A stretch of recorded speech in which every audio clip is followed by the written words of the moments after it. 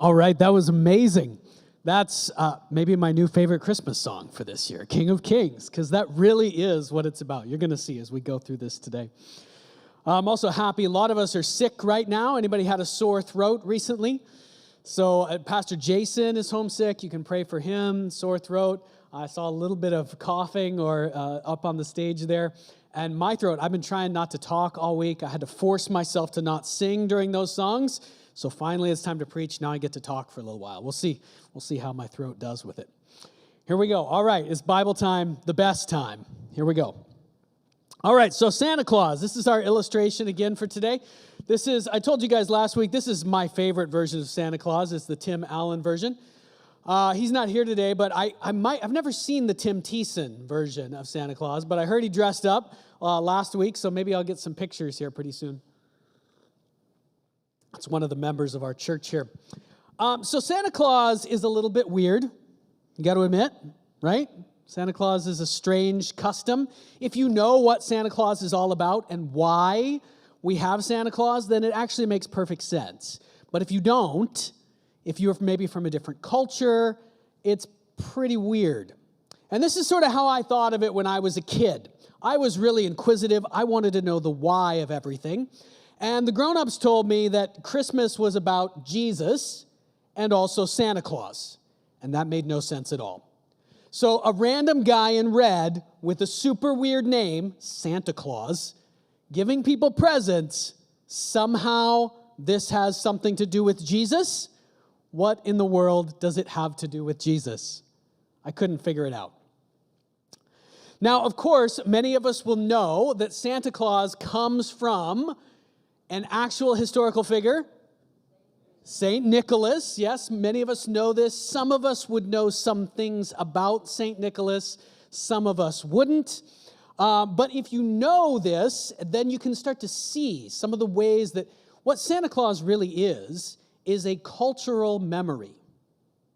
A cultural memory over a long period of time. St. Nicholas lived in the 300s, so the 4th century, the 300s.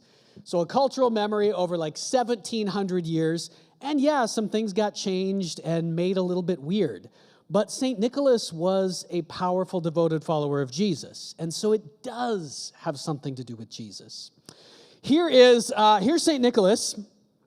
There were no paintings or pictures made of him in his lifetime. Actually, there were no paintings of him that still exist for about 1,000 years, almost 1,000 years after his death.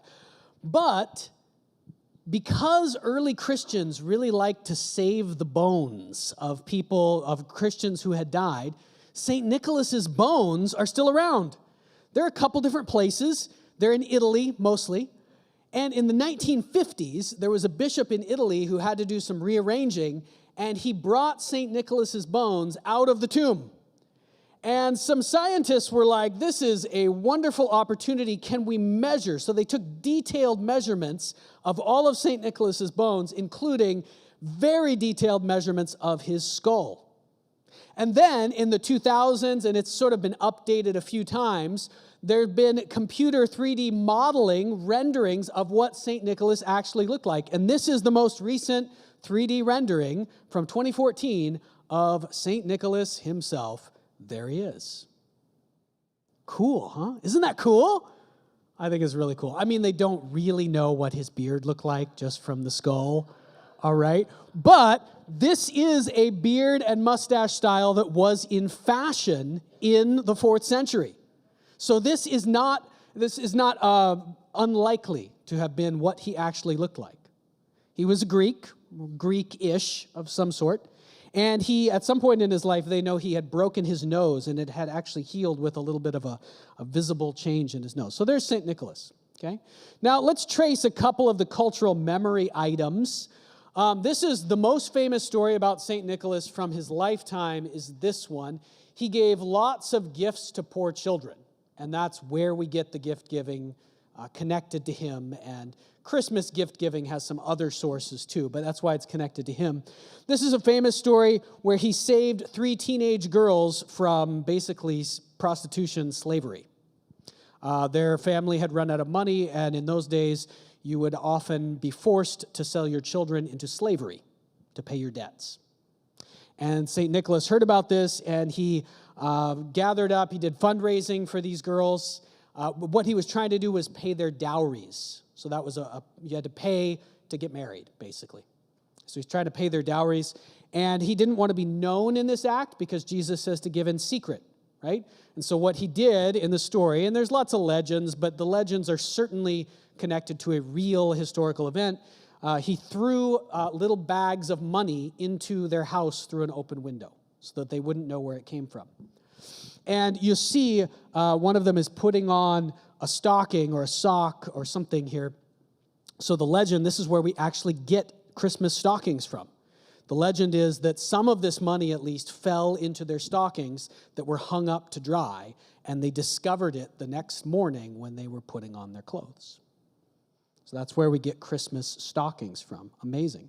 So it's sort of a cultural memory of actually an amazing thing that someone was doing, a Christian, in order to follow Jesus. This is not totally different than us collecting Christmas baskets and then delivering them to people in our town who are in need, right? It's very similar. And I will be delivering some Christmas baskets after church. If anyone wants to help deliver them, little plug, we're still looking for a couple people to drive around and deliver. You could be St. Nicholas too. Remember last week I told you, who's Santa Claus? You are Santa Claus. You are the disciple. You can go back and watch that message last week if you want to know what I was talking about. Okay, trace a couple other things. Santa hat, right? Seems so random. Why does he wear this weird hat? Okay, this is the kind of thing a bishop wore in, well, actually not the 4th century, but in antiquity, in the ancient world. And so St. Nicholas became a bishop later in life. This is why. So the bishop's hat sort of morphed into the Santa hat.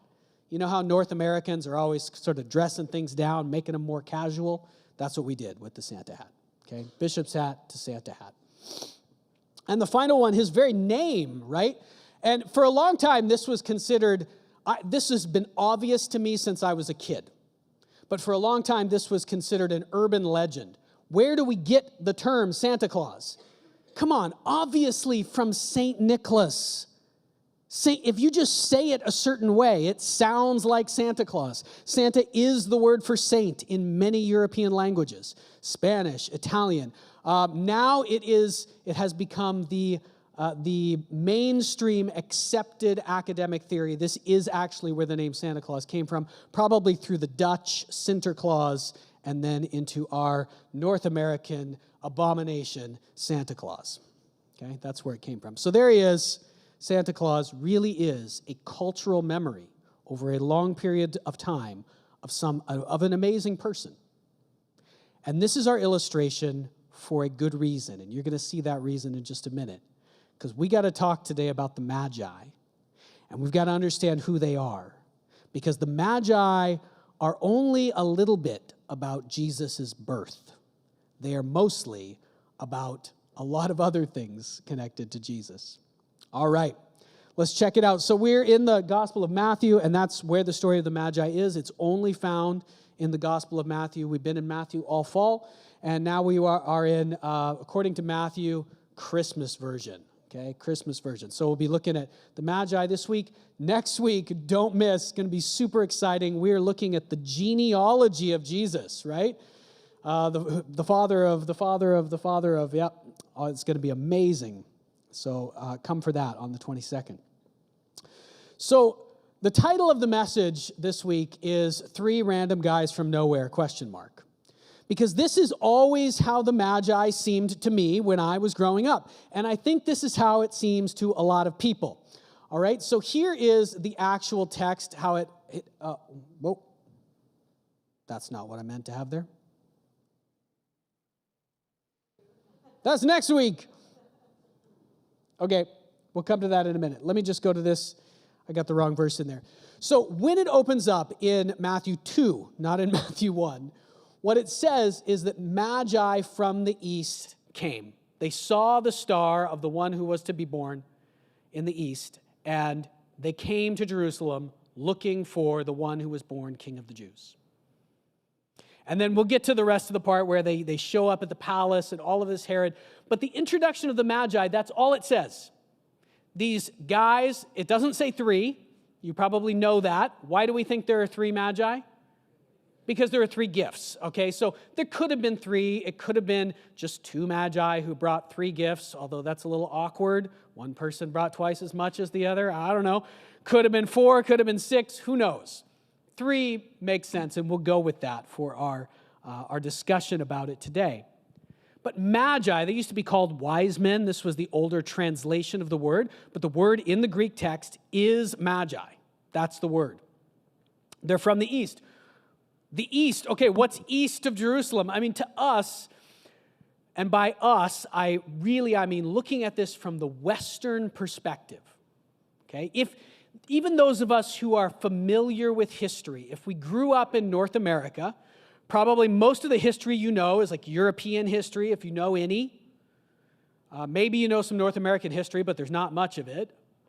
And then European history, and you know history of the Roman Empire. You know that, kind of Israel was part of the Roman Empire because we talk about that a lot. The time of Jesus, the Romans were oppressing the Jewish people.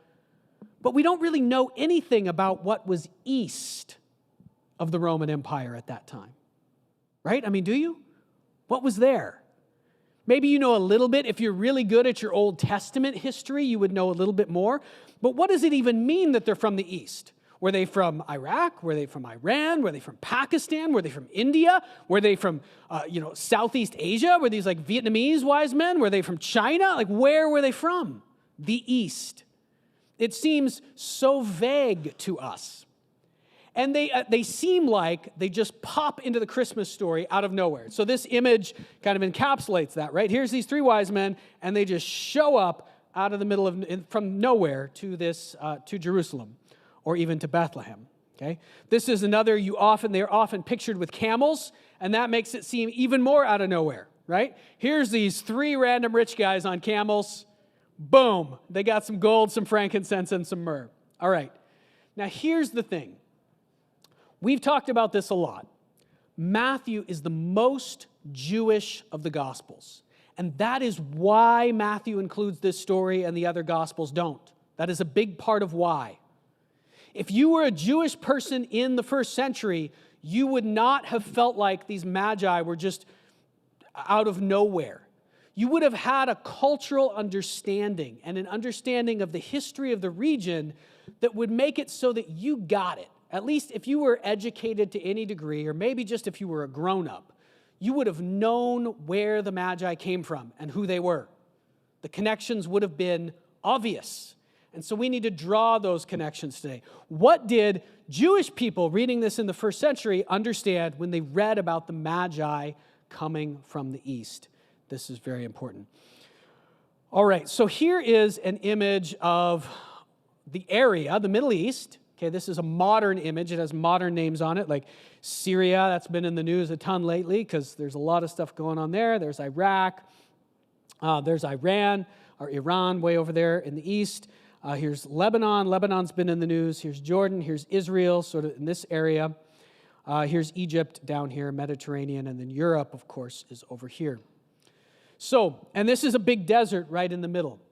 And so this is the region that all the stuff in the Bible happens, all the stuff in the Old Testament especially. When you get into the New Testament, you start more moving into the European context, or the Mediterranean area, okay? But when they talked about the East, so this area had been ruled actually as a single empire a number of times. You'll know, if you know your Bible history, that of course there's often trips down to Egypt. The 2 big empires were the Egyptian Empire and then whatever was happening over here. Sometimes this area was ruled by the Persians. Sometimes it was ruled by the Babylonians. Sometimes it was ruled by the Assyrians. That's where we get the term Syria, Assyrians. So it was ruled by different groups, but usually for most of that ancient period, like the Old Testament time, it was one empire in some form. It wasn't until the Greeks and Romans showed up, especially the Romans, that this area right here gets cut off from what's to the east. So being under Roman rule, then we kind of think of Israel connected to what happens in Rome and later. Okay, but this had all been one empire, and that's very important. So what that means is that the Jewish people, they had all kinds of knowledge of what was to the east. And what was to the east was Babylon. Iraq, what is Iraq now? I mean, directly to the east is a big desert, so nobody went there. So east to the Israelites actually meant north and then east along the Euphrates River. And what was to the east was Babylon, Persia, depending on the time period. That's what it means. So when it says they're from the east, it's not just random.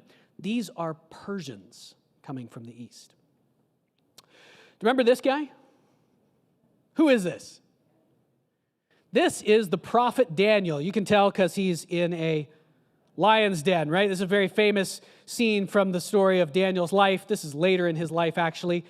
When he's thrown into the lion's den, can anybody remember what king throws Daniel into the lion's den? Darius the First. And Darius the First was a king of what ancient empire? The Persian Empire. Daniel actually had been a high official. He'd been a high official in first the Babylonian Empire, and then the Babylonian Empire was taken over by the Persians, and he was also a high official in the Persian Empire. And these magi are Persians. The time of Daniel is about 500 years before Jesus is born, before the time of the Magi. So this is 500 years later. Could a cultural memory of Daniel have lasted 500 years? You think that's realistic? Well, we're sitting here remembering St. Nicholas after 1,700 years. This is only 500 years after Daniel had lived. Okay, let me show you a few things. In the time of Daniel, now might seem crazy to you. We're doing this Christmas story, and I'm talking about Daniel's prophecies about the end of the world. Yeah, because that's what the Magi are there for. In the time of Daniel, Daniel had interpreted a dream of King Nebuchadnezzar. This is in Daniel chapter 2. And I'm not going to go through all this in detail, but the dream was a giant statue. It had a head of gold, then it had like an upper torso of silver, and then bronze, and then it had iron, and then iron mixed with clay. Okay? And the statue represented 4 empires. The Babylonian Empire, and the Babylonian Empire was the empire that they were living in right then. That's whose dream it was, King Nebuchadnezzar. And then after them would come another empire. Now, they didn't know the name of that empire, but it turned out to be the Persian Empire. After the Persian Empire would come another empire, an empire from the west, from far to the west. That's what Daniel said. That's what he saw in his visions. Actually, one of his visions later identifies that empire as the king of Greece.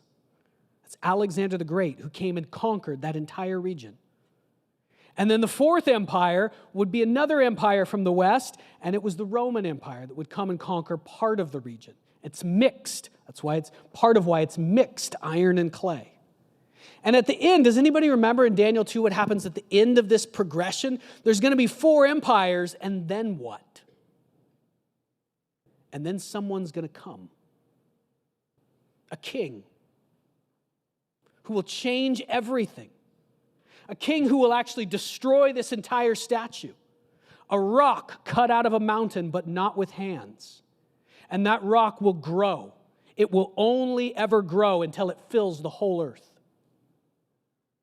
Something like a Messiah kind of figure was coming at the end of this dream. This is a prophecy that's interpreted by Daniel, but it's not actually even given to Daniel. It's given to the king of Babylon. Stunning. What might these magi be coming to see? They've lived now. If they remember Daniel, these magi, a magi was actually a technical term for a wise man or an advisor in the Persian kingdom. These are Persian advisors. And 500 years before, their whole class, led by Daniel, had predicted these 4 empires, and now they've lived through them. So when it says these magi saw a star in the sky and they knew it was the star of this king who was going to be born, why in the world does a star in the sky mean a king's going to be born? Because they already know somebody's coming. They already know. They've seen the Babylonian Empire end. Then they've seen the Persian Empire end. Then they've seen the Greek Empire come and go. And now there's a 4th empire that's mixed. It's happened just like it was predicted. They are expecting a king. So when they see a star, they say, that must be it.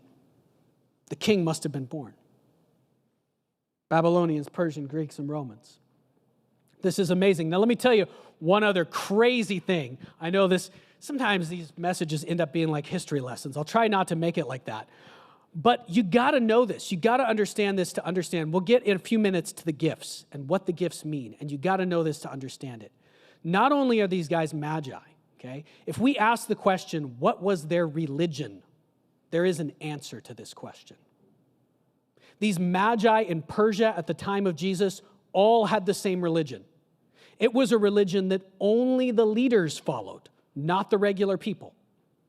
And that religion was Zoroastrianism. Say that 3 times fast. Okay, you don't really have to. It's just a good try, though. Good effort. Okay, these guys were Zoroastrians. So what in the world do Zoroastrians believe? Check this out. This is stunning. The Persians, the Babylonians had all been pagans. They had been worshipers of like lots of different gods, just like everybody else in the ancient world. And then all of a sudden, right around the time of Daniel, this new religion crops up in Babylon, in Persia. And it becomes the official religion, not of regular people, but of the leaders. And here's what they believed. They believed that there was one God and that God was good. One God. Does that sound familiar? They also believed there was some evil force in the world, Satan. But that ultimately God would conquer, would triumph over Satan. They believed in angels. Not a ton of different gods, but angels underneath one God. What does that sound like? They believed in a Messiah. They actually talked about him all the time. They called him Saoshyant. And actually, their Messiah was a lot more like Jesus than the Jewish Messiah, other than what most of the Jews thought. Remember, most of the Jews thought that the Messiah would be like a political figure, okay? Not the Zoroastrians. They didn't think he was going to set up an earthly kingdom. They thought the Messiah was going to bring about the end of the world. They thought he was going to change all of history so radically that there are no human kingdoms anymore after the coming of this Messiah. They believed in a final judgment. They believed in the resurrection of the dead. They believed in heaven and hell. Now, their religion did not look like Judaism. There wasn't like a temple. They didn't speak Hebrew. It looked very Persian, all the stuff that they did. But their beliefs look almost exactly like the beliefs of Daniel. Are you seeing this? So, and you know what's hilarious to me is that most scholars say it's just a coincidence. Zoroastrianism, that is hard to say, appears and becomes the state religion of Persia in the same period as the Jewish exile. Why? Because Daniel was a real person who changed everything in the Persian Empire. That's why. It's obvious. And these magi, this is what these guys believe when they show up. Why do they come looking for a king of the Jews? Because they think their Saoshyant is going to be born in the Jewish nation. It is very clear that these magi, in some form, have the prophecies of Daniel. They have them in hand. In Daniel 9, we'll get to it in a minute, but in Daniel 9, there is a prophecy that can be used. If you were living in this period and you knew when certain kings would reign, when they would reign, and when the empires changed, if you had access to historical records, you could calculate easily within a couple of years when Daniel was predicting in Daniel chapter 9 that this Messiah would be born. You could calculate it within a couple of years. Anybody remember when these magi show up? Within 2 years of the birth of Jesus. What? So here's what I'm going to say, and there are people who will say I'm wrong about this, but I am fully convinced. These are Zoroastrians who remember Daniel. Let's read it. Now, as we read it, I want you to think about, now you know who they are. They're not just random guys on camels. They might be on camels, but they're no longer random to you.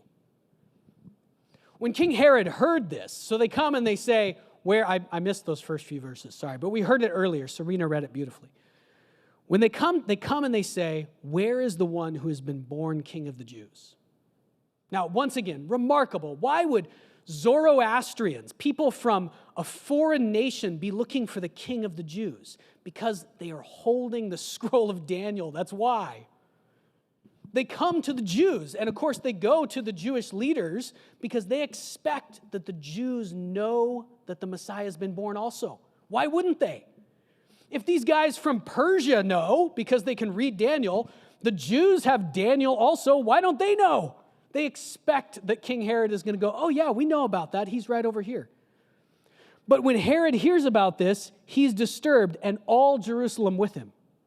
You can tell right here that everybody gets who these guys are. These are not random people. It doesn't say Herod and all of Jerusalem are confused. Why are there some random guys on camels? No.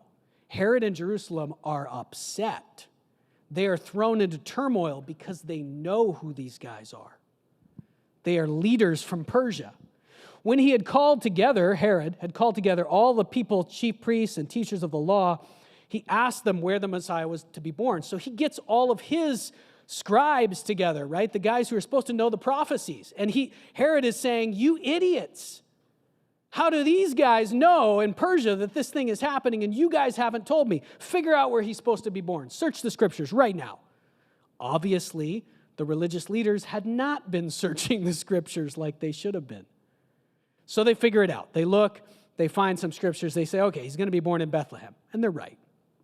For this is what the prophet has written, but you, Bethlehem, in the land of Judah, are by no means least among the rulers of Judah, for out of you will come a ruler who will shepherd my people Israel. Okay, so they figure out from scriptures, and this is actually a scripture the Magi do not seem to have. This is not from Daniel. This is a different prophet. So the Magi don't have this scripture, so this actually is new information that the Jewish nation has. So they're saying, okay, Bethlehem. So Herod calls the Magi secretly, and you can see, we saw this was great as watching Noah earlier do this. Herod plots, right, because he wants to kill this guy. If Herod had known that a king was being born, he would have already been plotting. So he plots, he calls these guys secretly, he asks them, when did this star appear? I got to know when this kid was born. I need to know the exact time. And then he sent them to Bethlehem. He tells these guys, go and search carefully for the child. As soon as you find him, report it to me so that I too may go and worship him. You know, he's such a conniver. Herod is this particular Herod, who's known as Herod the Great, and he's not great at all. He is always terrified that someone is going to take over his throne. Near the end of his life, he murders most of his sons because he's afraid that they're all scheming to take his throne. This is the kind of guy we're dealing with here. So he sends them out. He's lying to them, of course. We'll see that in a couple weeks when we look at the rest of chapter 2. He murders all the children under 2 years old. After they had heard the king, they went on their way, and the star they had seen when it rose went ahead of them until it stopped over the place where the child was. So this seems to be actually a miracle that's happening, right? Because they'd seen a star in the east, which presumably was a large star, maybe a supernova, or some star that was shining brighter than usual in the sky. So high and so persistent, they'd been able to follow it all the way to Jerusalem. But now they see the same star, but this star is able to lead them to a particular house. So it must be, it's actually a little bit hard to imagine what happens, but it must be that they see something much lower now, closer to the ground. This is a miracle, actually, that is similar in appearance to the star they saw when they were in the east. They recognize it immediately, and they head to the very house where the child was. When they saw the star, they were overjoyed. You would be too. On coming to the house, they saw the child with his mother Mary, and they bowed down and worshiped him. Then they opened their treasures and presented him with gifts of gold and frankincense and myrrh. And so all we need to do to wrap up this message today is break down this section now that we know who these guys are. And in some ways, this section also verifies for us that these guys are Persian rulers. They are the Persian elite class. They are Zoroastrians, and they definitely, 100% have at least part of the scroll of Daniel in their possession or committed to memory. I'll show you why in just a minute, okay? Having been warned in a dream not to go back to Herod, they returned to their country by another route. This whole thing, Daniel chapter 2, is Daniel interpreting a dream. These guys are doing the same kinds of things that Daniel did, interpreting their own dreams in this case. Now, the things that happen when they get to the house of Joseph and Mary and the baby Jesus. First, they worship him, and then they give him 3 gifts. Now, this is, I looked around for as much as I could for an image that would be similar to what these rulers, these magi, actually did and what the scene looked like. And this cartoon is the closest that I could get, okay? They definitely, Jesus is not a baby at this point. He is somewhere between maybe like 1 and 2 years old, something like that. So think of toddler Jesus, not baby Jesus. He's running around. He maybe even is talking at this point. Jesus seemed to have been a very smart person. He probably talked early. I don't know if he walked early. Well, he walked on water later, so he probably walked early. He was probably like a 9 months walker. So, I mean, imagine this. Jesus is wandering around, probably smiling and giggling at these guys as they show up. Also, how they behaved when they got there. This idea of them worshiping Jesus. In the Greek text, this is a very particular word. The word is proskuneo, and what it means is to bow down and basically bow on your face on the ground before a ruler or a king. It is what Persians did to their king. It was considered worship of a semi-divine person, as well as their way of paying homage to the great king.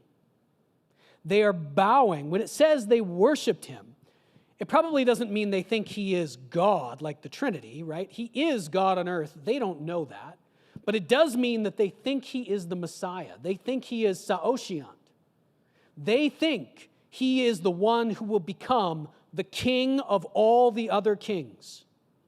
And so they are bowing down to him the way they would to the great king of Persia, because that's who he is to them. Stunning. This also, that particular word, actually in Greek history, I won't give you a whole lesson here, but that particular word was debated. It has to do all kinds of things in Greek history over whether Greeks and people from the West should do this thing that people from the East did. So the use of that particular word in Matthew 2 tells us these guys are magi. They're Persians. It verifies for us who they are. Now, the 3 gifts. And we'll wrap up with this, but it is stunning, my friends. The 3 gifts have a traditional interpretation, okay? And I didn't realize this for a long time. I thought the traditional interpretation was kind of something that Christians placed on these gifts after the fact. I thought this is, how we view them, right? Gold is the image of a king, a great king. Frankincense is that Jesus is the priest. He's the high priest, or this is an image of like something being offered up to God. And myrrh is in preparation for Jesus' death, right? I thought that this is the traditional interpretation. This is the way that Christians have always viewed the 3 gifts. I thought that was something Christians made up to kind of connect, not in a bad way, but that we just use those symbolically. I didn't realize for a long time that this is actually what the Magi knew they were doing.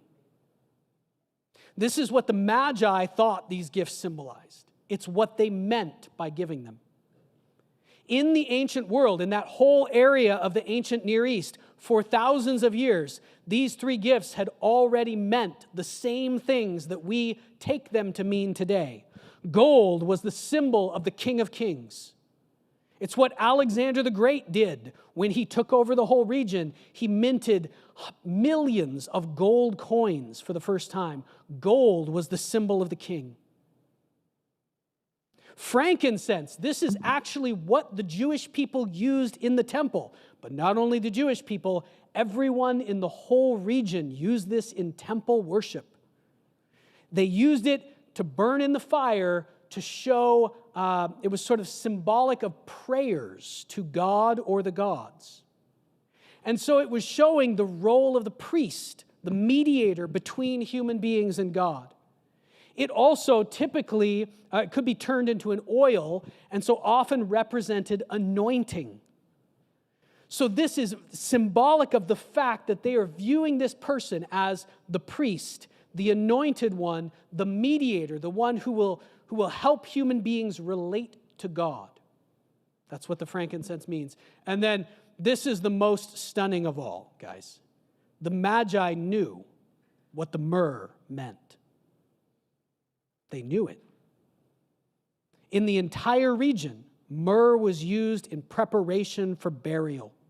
It was used for dead people. I want you to think for a minute how stunning this is. Let's say you went to a baby shower. You might bring some money to the baby shower. That would be appropriate, right? The new parents, the new mom needs money to buy stuff. That's appropriate. That's a great gift to bring to a baby shower. You might bring some, fragrances, like an aromatherapy machine or something for the mom. That would be totally appropriate to bring to a baby shower. Would it be appropriate to bring a coffin to a baby shower? Because that's the equivalent of what these Magi do. They bring the anointing oil for the dead, and they present it to the baby Jesus. Why in the world would they do that? The Jewish people didn't even realize that the Messiah had to die. The Jewish priests didn't know that the Messiah had to die. But the Magi did. How in the world did they know? And here's why I say, definitively, these Magi had the scroll of Daniel in their hands. Here's Daniel chapter 9. This is the chapter that they would have used to calculate the date of the birth of the king. And here's what it says in verse 26. After the 62 sevens, the anointed one, the one we give the frankincense to, will be put to death and will have nothing. The people of the ruler who will come will destroy the city and the sanctuary. The end will come like a flood. War will continue until the end, and desolations have been decreed. These three, or however many there were, these three Magi have come to find the King of Kings. They've come to find the Saoshyant, the Messiah, who they knew would be King of the Jews and would change the history of the world. They knew he would bring about the end of all things. And even when the Jewish people didn't know it, they knew that he would be put to death. And so they bring the myrrh to anoint him for burial. Let's pray, and we'll continue in worship.